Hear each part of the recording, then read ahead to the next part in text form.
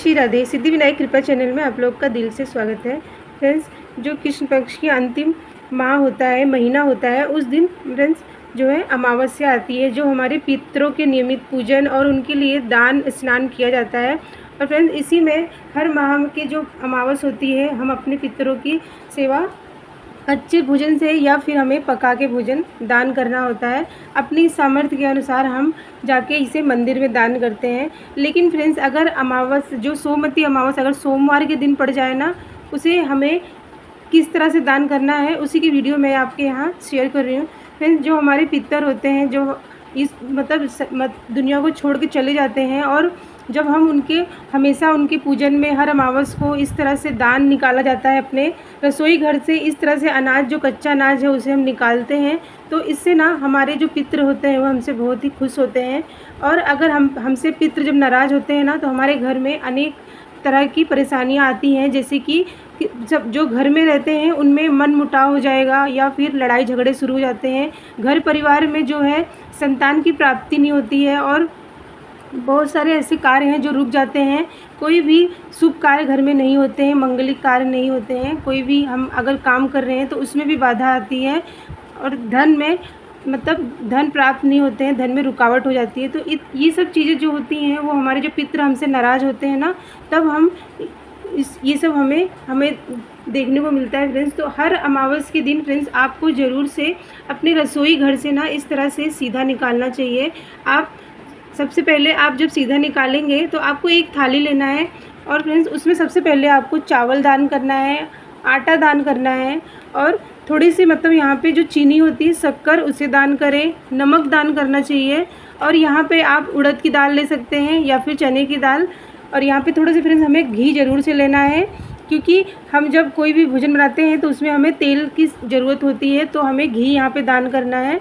और फ्रेंड्स, मसालों में हमारे जो ग्रह होते हैं ना, वो सब मसाले के रूप में भी हैं, तो हमें अपने सभी जीवन में सुख समृद्धि, और हमारे जीवन में जो 9 ग्रह हैं हमारे शांत रहें, हमसे कभी परेशान न करें, तो हमें मसाले भी दान करना है।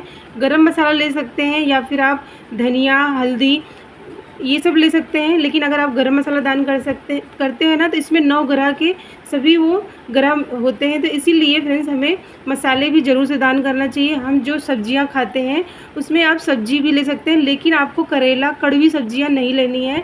आपको फ्रेंड्स जो है नींबू नहीं दान करना है। और हमें यहाँ पे सब्जी में आप जो लौकी होती है वो दान कर सकते हैं, खीरे दान सकते हैं, टमाटर हो गया, आलू हो गए, ये सब चीज़ें हमें सब्जी जो होती हैं, परवल हो गए, ये सब सब्जी हमें दान करना है। लेकिन आपको कड़वी सब्जी जो होती हैं उसे नहीं सब दान करना है। और फ्रेंड्स, हमें दक्षिणा ज़रूर से रखना है। हम जब इस तरह से दान करते हैं, हर सामान को रख के, और आप अपनी सामर्थ्य के अनुसार दान करें, तो फ्रेंड्स यहाँ पे आपको दक्षिणा भी रखना है। दक्षिणा अपने सामर्थ्य के अनुसार से रखें। और फ्रेंड्स, कहते हैं दक्षिणा रखने से ना हमारे अगर कोई भी सामान में कोई कमी होगी तो वो पूरी हो जाती है। तो इसीलिए फ्रेंड्स हमें ज़रूर से हर अमावस के दिन इस तरह से अपने रसोई घर से दान ज़रूर से निकालना चाहिए। ये दान आपको बिना कुछ खाए पिए ही, कुछ मुँह जूठा नहीं होना चाहिए, आपको तब ये दान निकाल देना है। और आप चाहें तो सूरज ढलने से पहले आप इस दान को निकाल के रख दें, और सूरज ढलने से बाद आप दान कर सकते हैं। अगर उस टाइम पे आपको टाइम नहीं है तो आप अगले दिन भी दान कर सकते हैं। फ्रेंड्स, तो यहाँ पे आप इतना सारा सामान हर अमावस के दिन आपको ज़रूर से रसोई घर से निकालना है।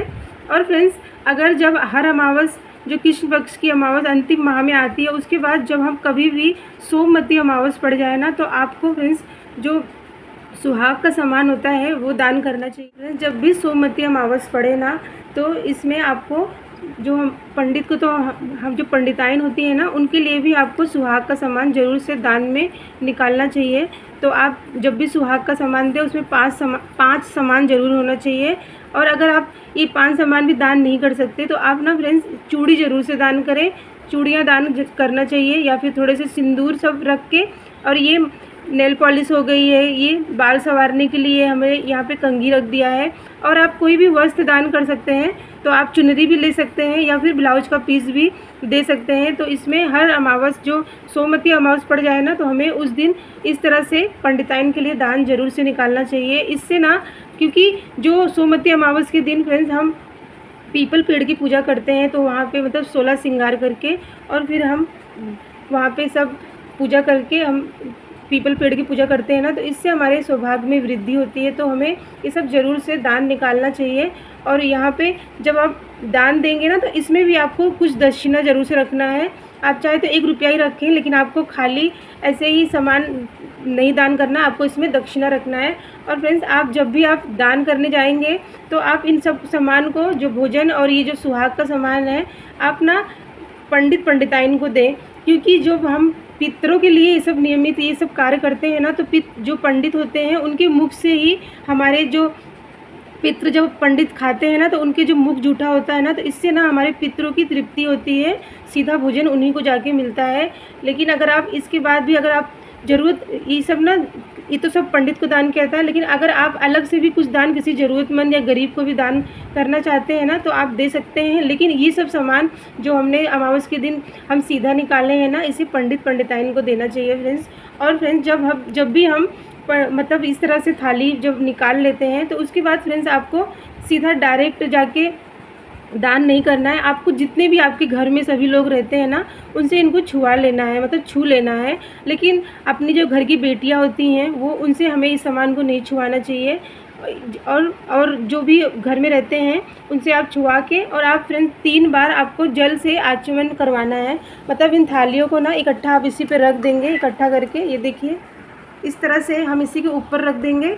और उसके बाद हम 3 बार जल से आचमन करवाएंगे। तो एक हथेली में हम थोड़ा सा जल लेंगे और इसको ऐसे 3 बार हम घुमा के, और वहीं पे हम अपना जल नीचे ज़मीन पे गिरा देंगे। आपको ये 3 बार घुमा के जल को नीचे रख देना है। और ये सब सामान जाके हमें मतलब जहाँ पे पंडित जी हैं, पंडिताइन है ना, उनको दान करना है, उनके पैर छूना चाहिए और उनसे आशीर्वाद लेना चाहिए। और फ्रेंड्स, अगर हम इस तरह से दान हर अमावस के दिन निकालते हैं, तो हमें हमारे जो पितर होते हैं ना, वो हमसे बहुत ही खुश होते हैं। हर अमावस के दिन आप सिर्फ सीधा इस तरह से अपने रसोई घर से निकालें, लेकिन कभी भी जब सोमवती अमावस पड़ जाए ना, तो आपको कुछ सुहाग के सामान ज़रूर से दान करना है। इतना कार्य हमें ज़रूर से करना चाहिए। तो फ्रेंड्स, मैं यहाँ पे आपको बताई कि हमें अमावस वाले दिन किस तरह से दान सीधा निकालना चाहिए और किसे देना चाहिए। तो मिलती हूँ मैं बहुत ही अच्छी वीडियो के साथ। तब तक के लिए जय जय श्री राधे।